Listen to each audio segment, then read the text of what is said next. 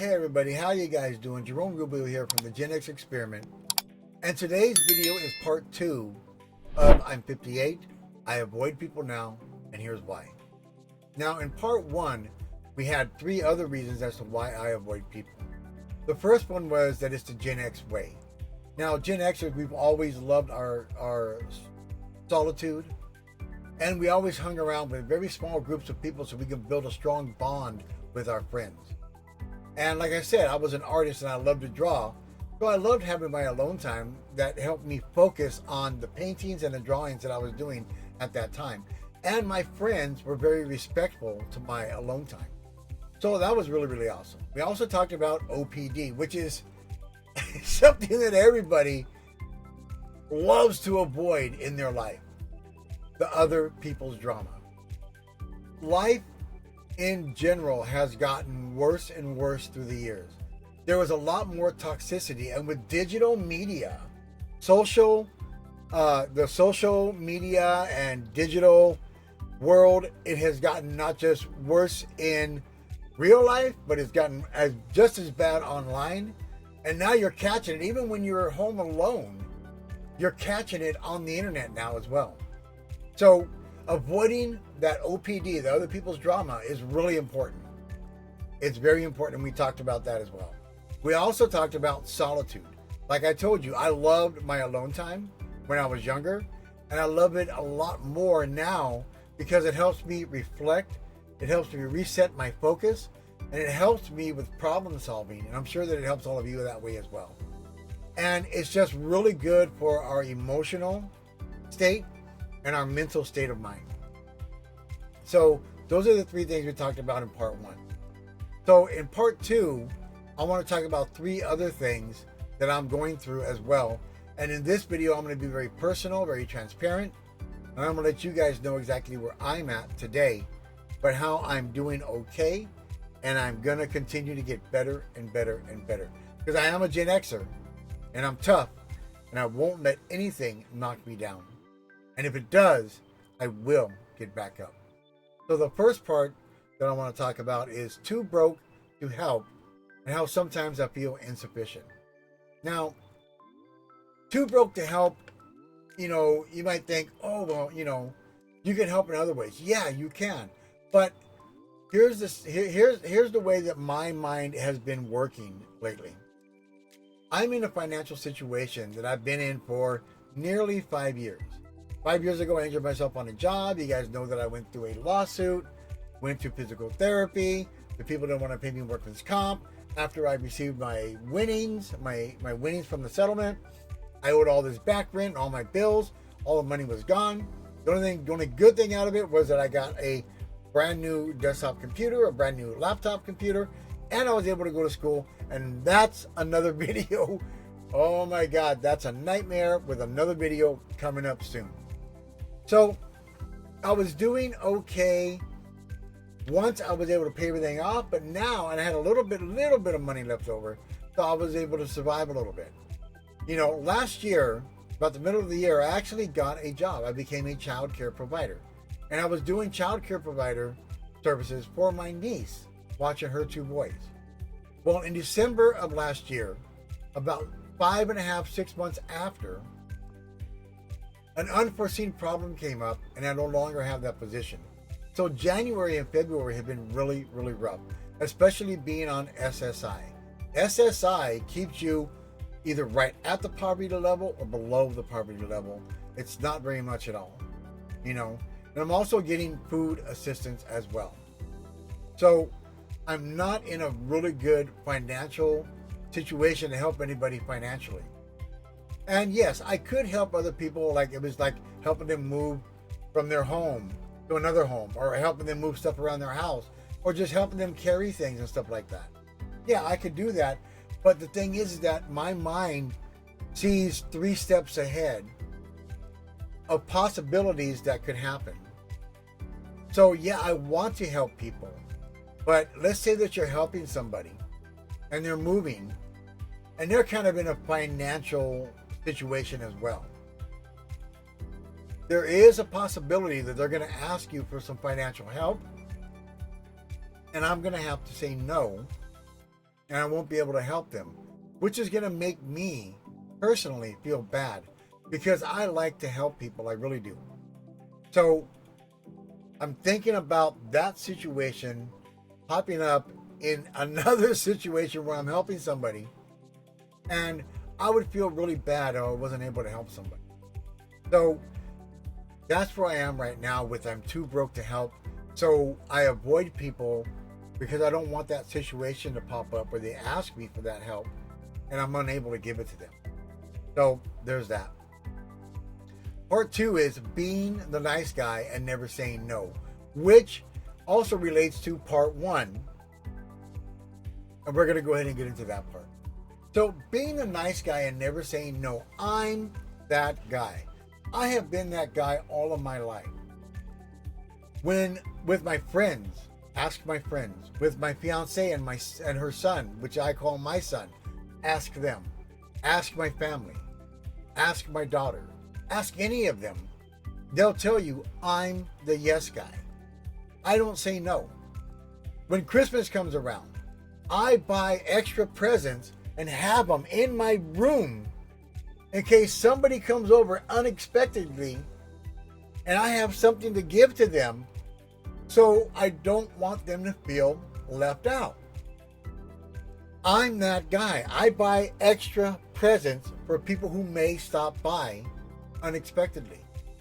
I'm the guy who buys a shitload more candy to pass out at Halloween, even though Halloween's been pretty crappy as far as people coming by the house nowadays.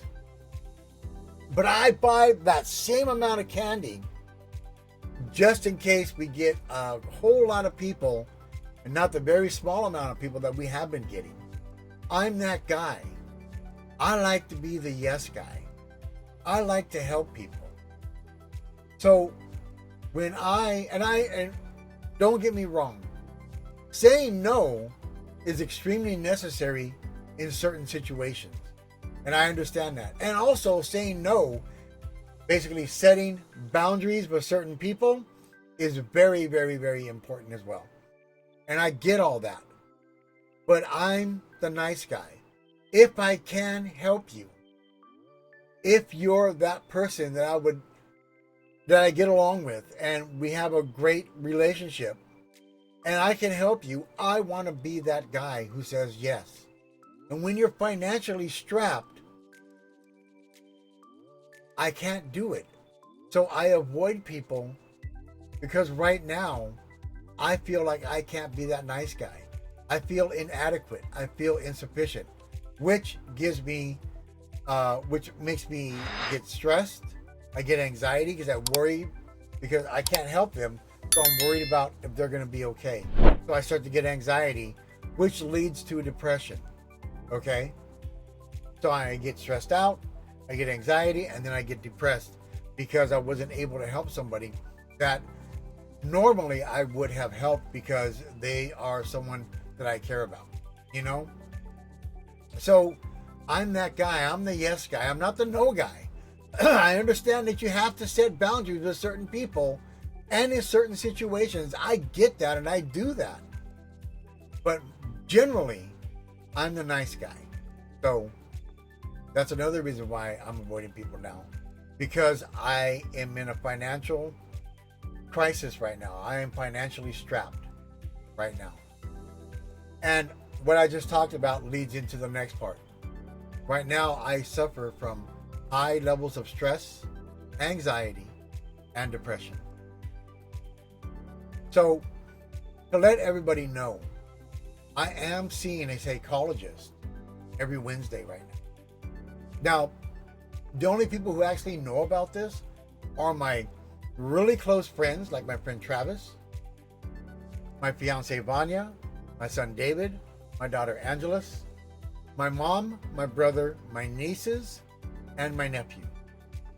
Family and friends. They know about it, but now you guys know as well.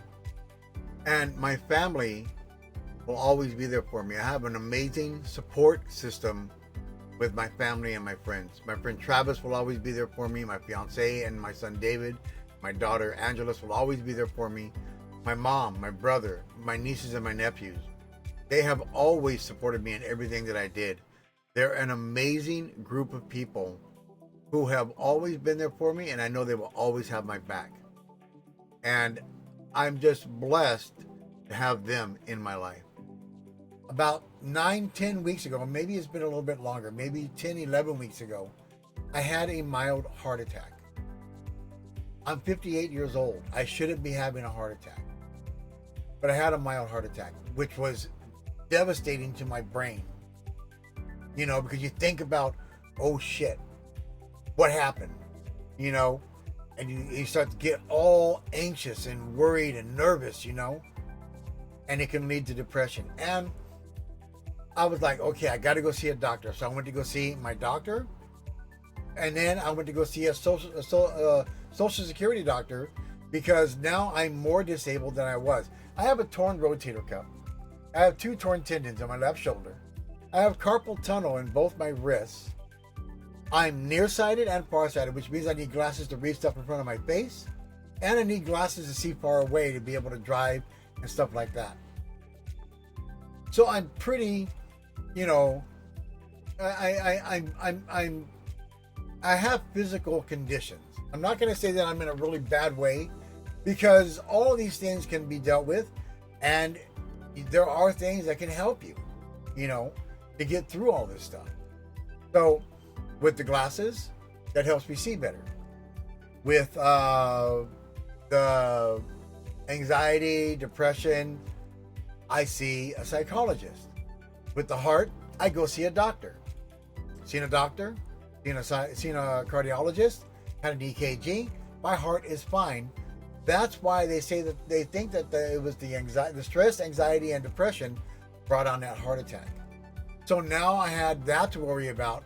But because of all the support through the systems that I went through, really good support and really kind people, because of all of them, I now feel better. But I still have high levels of stress, anxiety, and depression at this moment. And I just want to be as transparent as possible with all of you and let you know that's what I'm going through. That's another reason why I avoid people today. Now, self-isolation is not good. And I self-isolate more often than not. But I do get my 6,000 steps a day, so I get out there and I walk. I do go out often to play with my cats. I love playing with my cats. And I do walk up to like CVS and Dollar Tree and Carl's Jr. And I have great short conversations with these people as well, who know me personally and by name. And they're part of my support group as well. They're supporting me whether they know it or not, by just being kind and respectful, and me returning the kindness and respect to them as well. So I am doing better. I am going to be talking to the Department of Rehabilitation on Monday. That's coming up in a day. And my financial situation is going to improve very soon, because they're going to help me find a part-time job and send me to school for retraining. And I'm trying to get into a different career than what I was in before, because I love numbers. So I'm thinking about becoming a licensed tax preparer, medical billing and coding, or doing some accounting. And they're going to help me do that as well. So don't think that I'm down and out, because I am a Gen Xer, and you can knock us down. But guess what? We will get back up. We will get back up, because we were raised that way and we are that way. And so don't think that I'm down and out, because I'm just going through a situation right now, but I am in the process of fixing it and making life much better and getting back to where I was when I was making very good money in my past. So that's me. I hope that this video will help you understand that it's okay if you're this way and you're not alone. I'm here for you always, and I pray for everybody every day. And I hope that this video will resonate with you and help you in some way. Peace and Godspeed, everybody. I love you guys. Take care of yourself. Don't let the madness of the world bring you down. Be tough and strong like a Gen Xer. Whether you're a millennial, a Gen Z, whether you're a baby boomer, it doesn't matter. Be tough, stand strong, and if the world knocks you down, get back up and fight for what you want. And fight for who you are. We'll see you guys again in the next video. Like and subscribe if you enjoy this content. And please leave a comment and let me know how you're doing out there. I would love to know. We'll see you guys again soon. Bye-bye. Hey everybody, I almost forgot. This is part 2 of I'm 58, I avoid people now, and here's why. But I also want to let you know that part 3, I'm thinking about making it a live stream with a Q&A, and we can talk about all these things. And during that Q&A, I will also supply a link where you can get my book about this for free. Because after the Q&A, after the live stream, I'm going to be selling it on Amazon. Okay, not for very much money. It's going to be very low priced, but I will be selling it on Amazon. So I want to let you guys know that this is part 2, and that after on the part 3, I will be doing a live stream with a Q&A. Thank you again. Bye-bye.